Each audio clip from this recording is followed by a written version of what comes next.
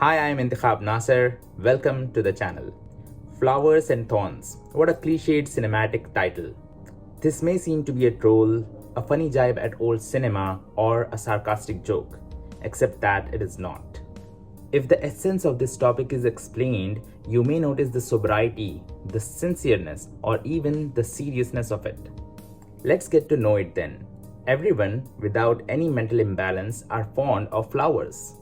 We admire their fragrance, embrace their beauty, love their charm, and are just fascinated by these delicate beings. On the contrary, if someone is overly excited and is not careful with flowers, they meet flowers' counterparts. Thorns.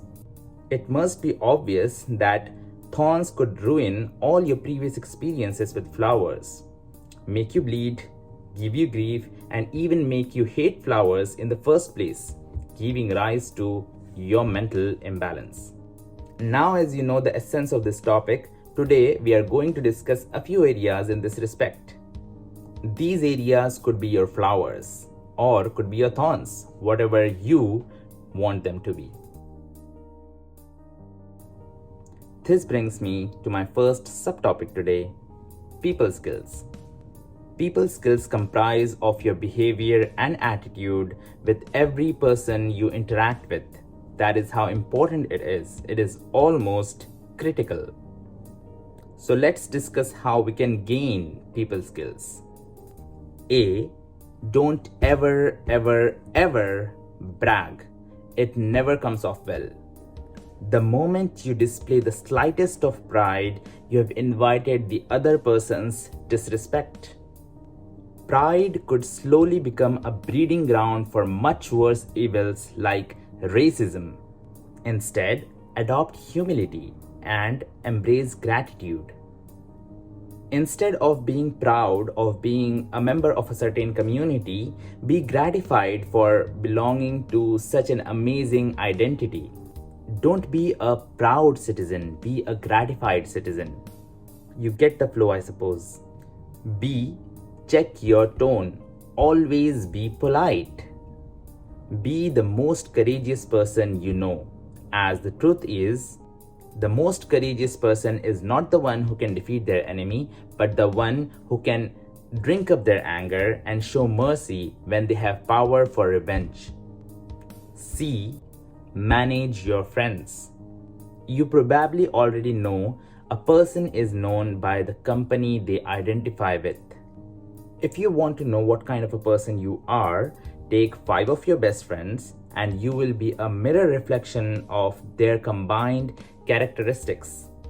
Such quotes are strong and they convey with strength that we are highly influenced by our friends. Make friends wisely.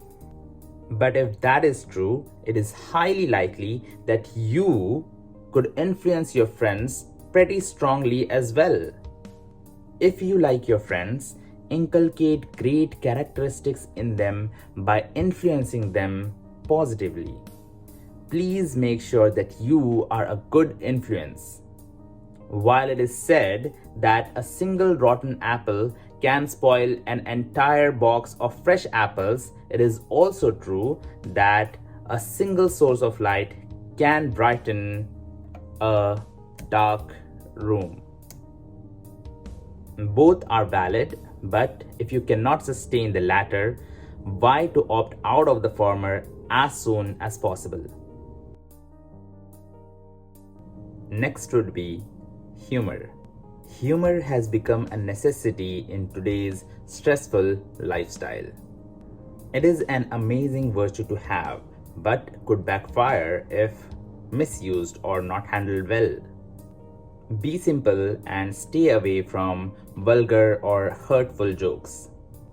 Unfortunately, the most common type of jokes include teasing or trolling others. Punching down is the worst. That is, making jokes at the expense of someone who is below your level, status, or stature. Punching up may work. That is, making jokes at the expense of someone who is above your level, status, or stature. But it could also convey jealousy if not handled subtly. The best kind may be self-deprecating jokes, that is, making jokes at your own expense. However, you can do it only if you are confident of yourself, or else it could convey low self-esteem as well. A good example of a self-deprecating joke is when some students got into an elevator with their professor. The students mentioned to the professor, "We were heading to your lecture, professor." And the professor replies, "Ah, my condolences." That is classic humor. The key may be neither be too literal nor too sarcastic. Maintain a healthy balance. Next would be relationships. It's a really bad idea to take any relationship for granted. This applies to all sorts of valid relationships, especially family. Let's address the elephant in the room first. A. Your life partner. What is the most important aspect that you would consider while choosing your life partner? Is it beauty, wealth, family, education, status quo, exceptional talents? As per my observations and experience, it has to be respect.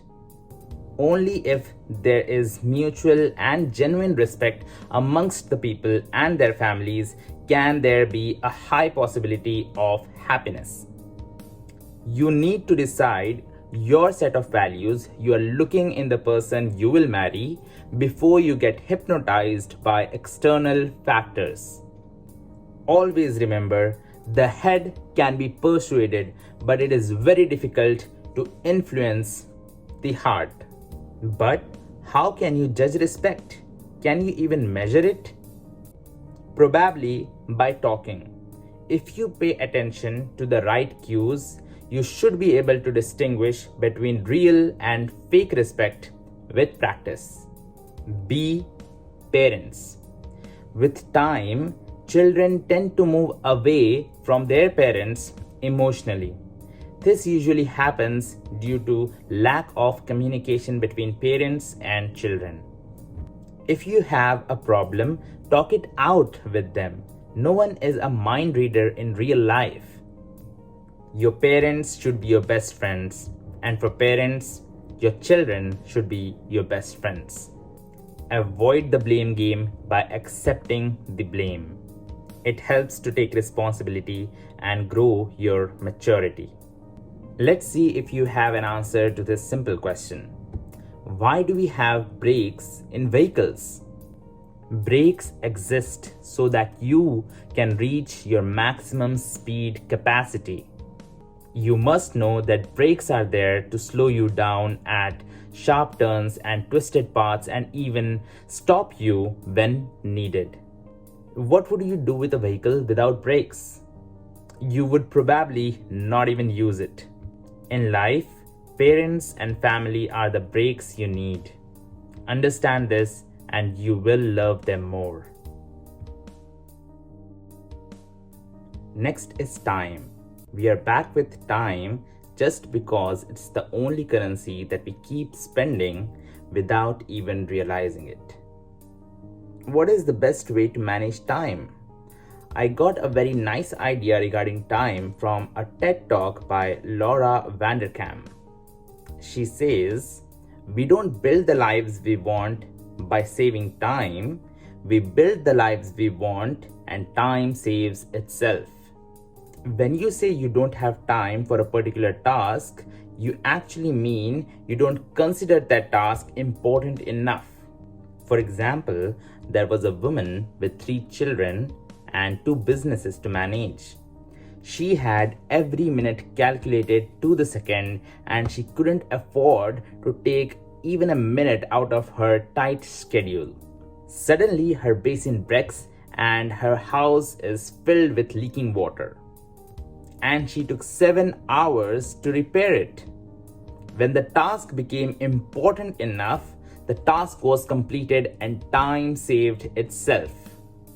Try to live up to your name in your time. Your parents named you very carefully and diligently and gave you a great name. They probably didn't name you in haste with no meaning. If your name has a great meaning, try to justify your name by living by it. For example, in my case, Intekhab Naser, Intekhab means choice and Naser means helper. I can apparently think of 3 meanings of my name: choose people and help them, chosen to help people to choose better. So it is my obligation to live by and justify all 3 meanings of my name. And finally, decision making. Everything we do is a result of a decision. In one of my previous videos, I talked about having big dreams. This time, let's talk about a dream's timeline. When we were kids, we possessed huge dreams, becoming a scientist, astronaut, becoming the prime minister or president of the country, going to the moon, etc. Often, as we keep growing up, our dreams start growing smaller and smaller. It deceptively seems as if our dreams are inversely proportional to our age. When you become old enough, you only have dreams left for your children and grandchildren, while they have their own dreams on which they are reluctant to act on. It all kind of becomes a vicious cycle. There's an idea regarding decision making which I derived from a book called Think and Grow Rich. After careful consideration of all important details for the decision, you will probably have an intuitive bias towards one option. Now, when you have to make a choice, you need to make that decision in under 60 seconds and no more. That's it. Then, if it turns out right, proceed with conviction. And if it turns out wrong, you need to make it right. Winners don't necessarily make right decisions. They take a decision and then make it right.